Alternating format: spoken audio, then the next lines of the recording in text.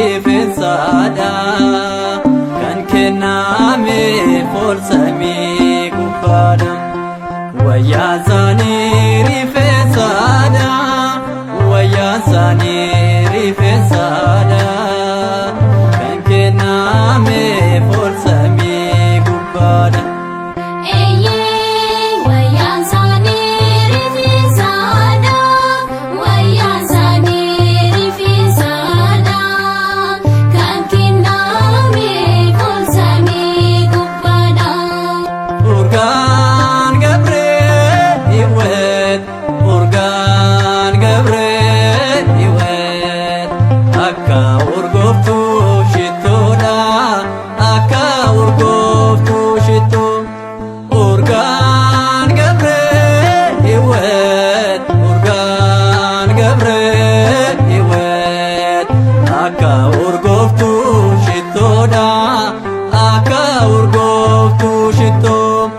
Wayyaa isaanii rifensada wayyaa isaanii rifensada kan kenname folsamii gubbaadha wayyaa isaanii rifensada wayyaa isaanii rifensada kan kenname folsamii gubbaadha.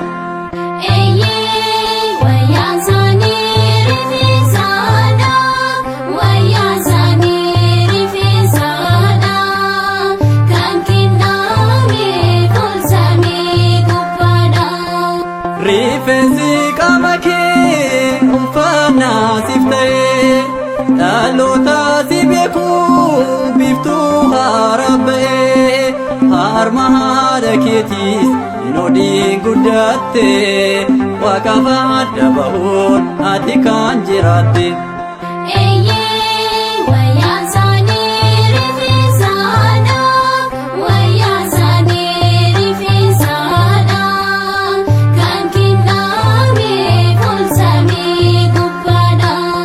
Kafanaa moofofnee huccuu qulqullummaa addunyaaf dhaabbattee mul'attee tolummaa kaadhaannuu jabeessi akka hin taane qullaa sogayyaa nageetiin gaaddisaa keen bullaa.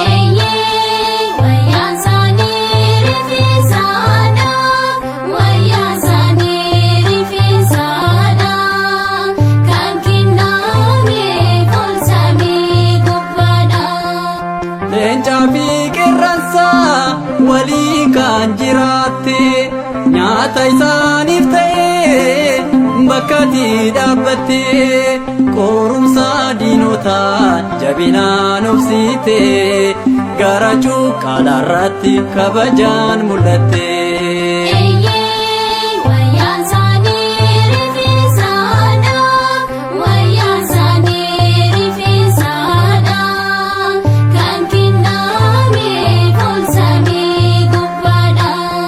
Semboo jaalatamaa waaqarraa argatte gootamaan ta'uun ati kan mudamte maaloo nuuf dhaabbadhu guyyaa murtii sanaa waadaa siif kennameen jannataan ni seenna.